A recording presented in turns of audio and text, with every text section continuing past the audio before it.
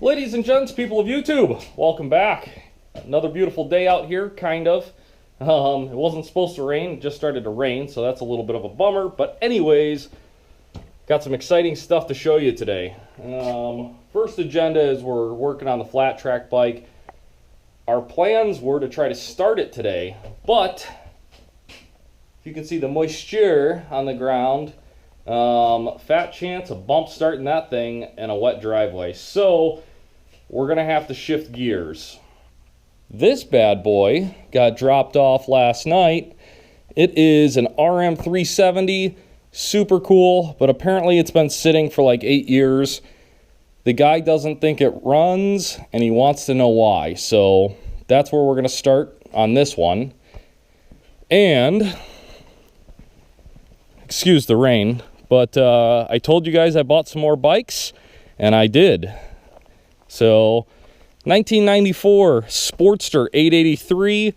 This thing is awesome. It has a cool 2-in-1, bigger gas tank. I also have the original gas tank with it. It's got about 30,000 miles on it. Runs really, really good. So we are deciding what we're going to build out of this. I'm up in the air. Street tracker, a little club style bike, bobber, I don't know. The old trusty Dyna, you guys know that one. This is the other bike I bought. 2006 Harley Davidson Road King.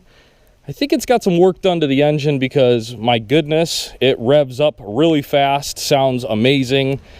But this bike actually has 72,000 miles on it. It was part of the package deal with the Sportster, so I had to buy it. I'm not sure what we're going to do with this bike yet. I might just sell it because, I don't know. I don't have any desire to build a custom bike out of it. And it's just a really good running, riding Road King that somebody would, enjoy for cheap. But yeah, the Sportster is awesome. So, yeah, what do you think, Damon? I think we should work on the Suzuki. I think so too, because the rain is just cocking over the program big time. Yes. So, we're going to move some stuff around here, and we'll put the Suzuki on the lift and see why it doesn't run. As we've made our way into it, the first problem is, you got the spark plug out. There's no plug in it. But regardless, with the plug in it, it wasn't much better. Very, very, very little compression. So first things first, we're going to do some tests. All right, we're going to do some compression tests here, and I'll do the kick-throughs with wide open throttle.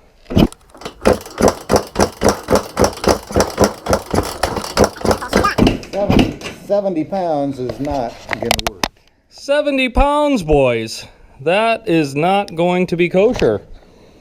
She's going to need a little bit more than 70 pounds to run. Maybe 170. Yeah. All right, because the thing doesn't have any compression, we need to figure out why. So we got the exhaust off, and now we're going to pull the head off. That's what Damon's doing right now. And we will get to the bottom real quick of why this thing doesn't have any compression.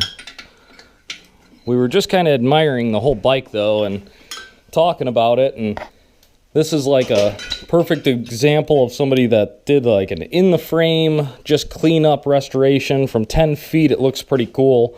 Up close, it's a little rough, but if you're gonna race vintage in the vintage class, this bike would be perfect.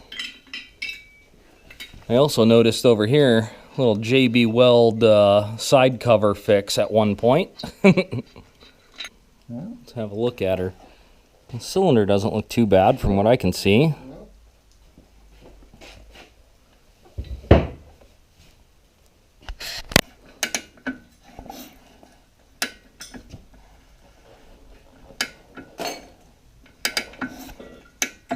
All right, so we just got authorization from the owner. We're going to start tearing her down a little bit farther.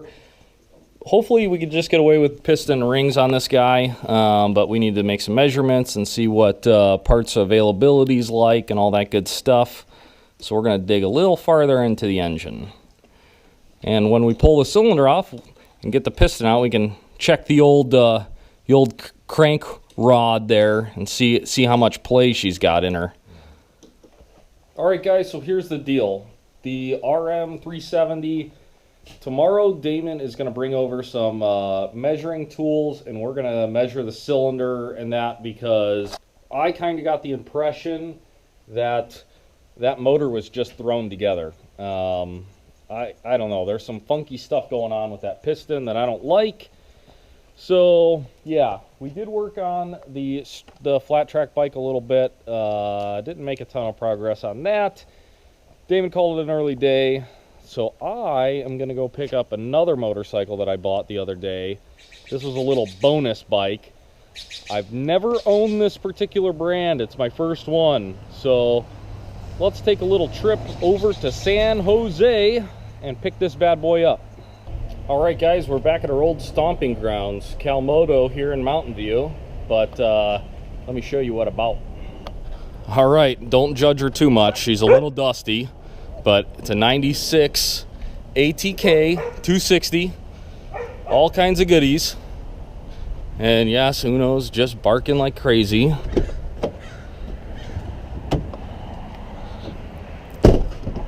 Oh yeah, look at all that, all kinds of goodies. So my buddy that I got this from just put a fresh top end in it like 3 years ago and never put it back together. So yeah, we got it on the old cheapo deal, and we are gonna put this thing back together and make it back into a woods ripper. My first ATK, guys. All right, so traffic is probably gonna be horrible, but let's get this bad boy home and get it cleaned up and out of the truck. If you've ever thought to yourself, I wonder if Mason misses working in Silicon Valley. Let me show you.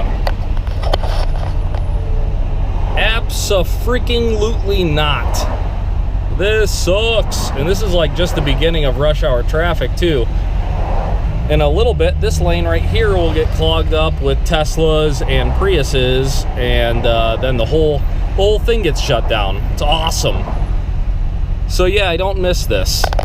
I did this type of commuting for a couple of years, and granted, 90% of the time I was on the motorcycle, so you just split lanes and it's no big deal.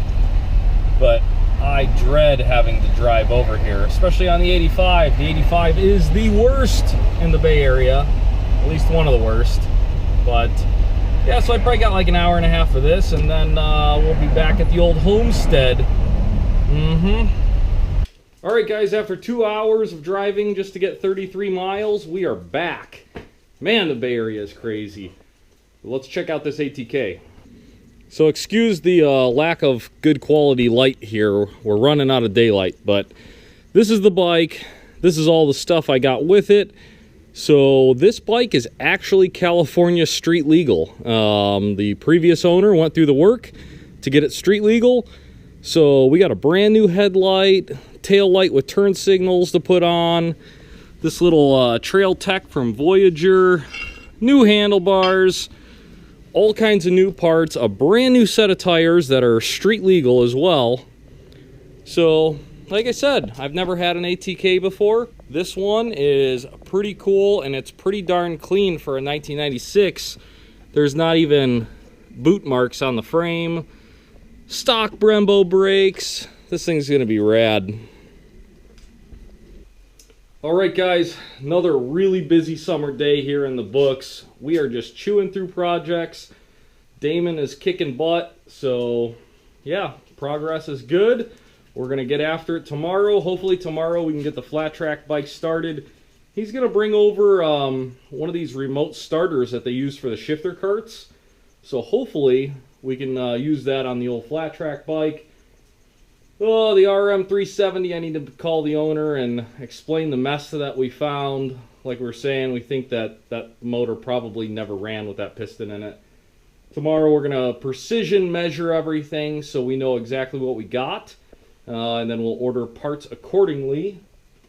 And then maybe tomorrow we'll also play with the ATK a little bit more, at least look at it in the light. So, yeah, as always, thanks for tuning in. Don't forget to subscribe if you're new to the channel, and we'll be back at it tomorrow. I'm getting kind of worn out. Might have to take a day off or something. Yeah, right. See you guys tomorrow.